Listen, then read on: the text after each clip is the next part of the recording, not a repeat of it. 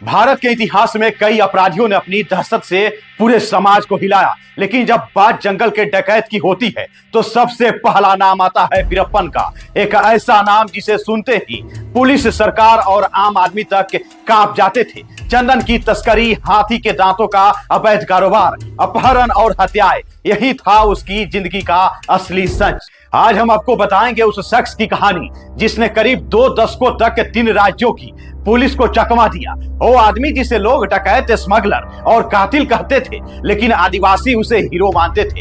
ये सच्ची कहानी है जंगल का सबसे खतरनाक डाकू वीरप्पन की। दरअसल में वीरप्पन का जन्म 18 जनवरी 1952 को तमिलनाडु के गोपीनाथम गांव में हुआ। तब किसी को क्या पता था कि वह आगे चलकर इतना दुर्दांत अपराधी हो जाएगा कि उसके सिर पर 184 लोगों की हत्या का पाप चढ़ेगा। इन लोगों में 97 तो पुलिस वाले ही थे। बचपन से ही वीरप्पन का लगाव जंगल और शिकार करने से था। वो 10 से 12 साल की उम्र में ही बंदूक चलाना सीख लिया था, जिसके बाद किशोरावस्था में ही शिकार और तस्करी करने वाले गिरोह से जुड़ गया। 1970 में वीरप्पन ने पहली बार फॉरेस्ट गार्ड को मार डाला। धीरे धीरे चंदन की लकड़ी की तस्करी शुरू की और जंगल में नेटवर्क बनाया। आदिवासी और स्थानीय लोग भी पैसों के लालच में आकर उसका साथ देने लगे। फिर सरकार और प्रशासन से बचने के लिए उसने पुलिस और सरकार को हराने की रणनीति सीखी। साल 1987 में वीरप्पन पहली बार तब चर्चा में आया जब उसने वन विभाग के दिगंबर नाम के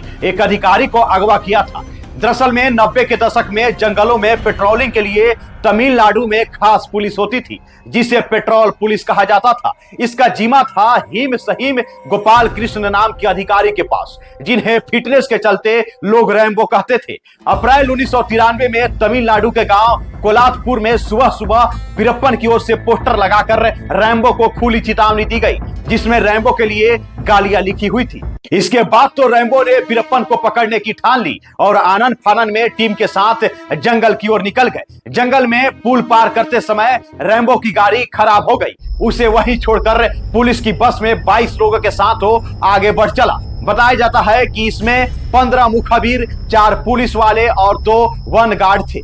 पीछे पुलिस की एक और बस थी जिसमें तमिलनाडु पुलिस के इंस्पेक्टर अशोक कुमार और उनके 6 साथी सवार थे। रैम्बो के जंगल में आने की जानकारी वीरप्पन को पहले ही मिल गई थी, इसलिए वह पहले से ही तैयार बैठा था और एक तय जगह पर रैम्बो की बस जैसे ही पहुंची, उसे वीरप्पन ने बारूदी सुरंग में विस्फोट कर दिया।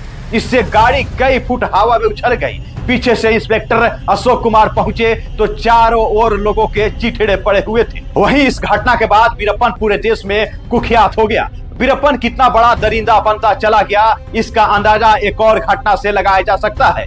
कुछ चंदन तस्करों को भारतीय वन सेवा के अधिकारी पी श्रीनिवास ने एक बार गिरफ्तार किया था। उस दौरान वीरप्पन ने एक चाल चली और उसने अपने भाई के जरिए पी श्रीनिवास का भरोसा जीता कि वह सरेंडर करना चाहता है।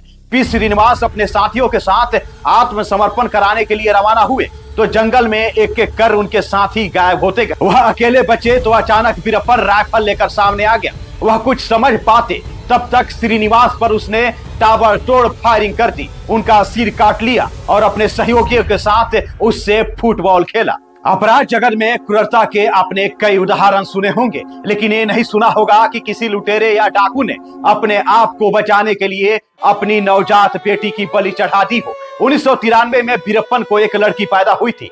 तब तक उसके गैंग के सदस्यों की संख्या 100 के पार पहुंच चुकी थी। दरअसल में एक बच्चे के रोने की आवाज 10 डेसिबल के आसपास होती है, जो बिजली कड़कने की आवाज से सिर्फ 10 डेसिबल कम होती है। जंगल में बच्चे के रोने की आवाज रात के अंधेरे में 2.5 किलोमीटर दूर तक सुनी जा सकती है। दरअसल में एक बार वीरप्पन उसके रोने की वजह से मुसीबत में फंस चुका था, इसलिए उसने अपनी बच्ची की आवाज को हमेशा के लिए बंद कराने का फैसला किया और उसे भी मार दिया। एक और बड़ी घटना है जब दक्षिण भारत के प्रसिद्ध अभिनेता राजकुमार को 2004 में वीरप्पन ने अपहरण किया और 100 दिनों तक अपने साथ रखा। इन 100 दिनों में कर्नाटक और तमिलनाडु सरकार वीरप्पन के सामने घुटने टेके रही। यही नहीं, कई और राज्यों के लिए वीरप्पन सिरदर्द बनता जा रहा था। तमिलनाडु की मुख्यमंत्री जयललिता ने आखिरकार एक विशेष कार्यबल यानी कि एसटीएफ का गठन किया और इसके चीफ के रूप में वीरप्पन को खत्म करने का जिम्मा दिया विजय कुमार को। उन्होंने लंबी कवायद के बाद वीरप्पन के गैंग में अपने कुछ आदमी भर्ती करा दिए। 18 अक्टूबर 2004 को सूचना मिली कि वीरप्पन आंख का इलाज कराने जंगल से निकलने वाला है।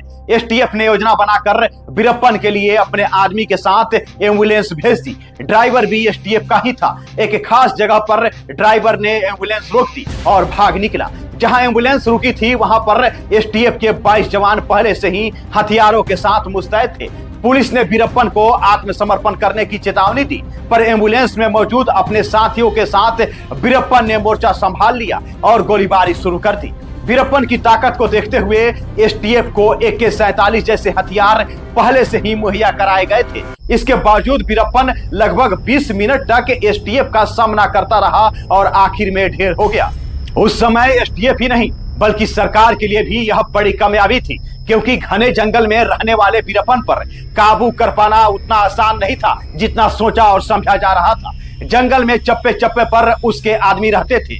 उसे कोने कोने की खबर थी, पर सुरक्षा एजेंसियों के लिए अंदर जाना ही खतरनाक माना जाता था। वहीं आसपास के गांव वालों की थोड़ी बहुत मदद कर वीरप्पन ने उन्हें अपने साथ कर रखा था, जिनके जरिए उसे बाहरी दुनिया की सारी जानकारी मिलती रहती थी।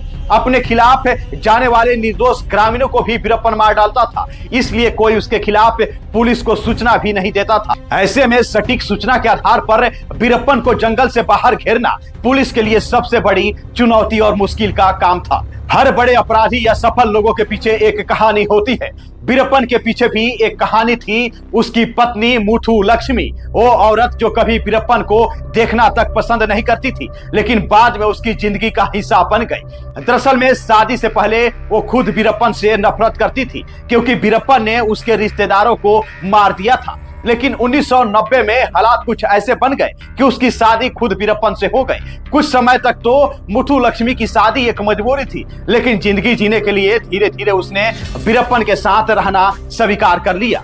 शादी के बाद मुथु लक्ष्मी जंगल में वीरप्पन के साथ रहने लगी और वो उसके गिरोह और नेटवर्क का अहम हिस्सा बन गई। कहा जाता है कि कई अपहरण और तस्करी के दौरान मुथु लक्ष्मी ने सीधे तौर पर वीरप्पन का साथ दिया था। पुलिस रिकॉर्ड्स में उसका नाम भी शामिल हुआ, लेकिन मुथु लक्ष्मी हमेशा कहती रही कि वो मजबूर थी।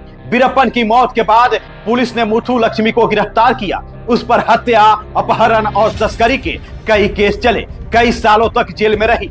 बाद में कुछ मामलों में सबूतों की कमी के चलते उसे बरी कर दिया गया। जेल से निकलने के बाद मुथु लक्ष्मी ने वीरप्पन की मौत पर सवाल उठाई और उसने पुलिस पर फर्जी एनकाउंटर का आरोप लगाकर पूरे देश में तहलका मचा दिया। किताबें लिखी और कई बार मीडिया इंटरव्यू भी दिए। राजनीति में भी किस्मत आजमाई, लेकिन ज्यादा सफलता उसे नहीं मिली। आज भी वो तमिलनाडु में रहती है और वीरप्पन की यादों से बाहर नहीं निकल पाई है। भले ही जंगल वीरप्पन का किला बन चुका था, हर रास्ता, हर पेड़ उसे पहचानता था। कई बार पुलिस घेराबंदी करती थी, लेकिन वीरप्पन हवा बनकर गायब हो जाता था। व्यापारी, राजनेता, पुलिस अधिकारी, सबका उसने अपहरण किया और फिरौती से करोड़ों की संपत्ति बनाई और करोड़ों रुपए कमाए। लेकिन अपराध के दुनिया में वह इस कदर डूब चुका था कि बाहरी दुनिया क्या होती है वह देख ही नहीं पाया। बहरहाल वीरप्पन की कहानी हमें बताती है कि अपराध चाहे कितना भी बड़ा क्यों न हो, उसका अंत हमेशा बुरा ही होता है। वीरप्पन ने जंगल को ढाल बनाया, सरकार को चुनौती दी और हजारों लोगों की जिंदगी छीन ली, लेकिन आखिरकार न्याय ने उसे वही खत्म किया जहां से उसने सब कुछ शुरू किया था। जय हिंद।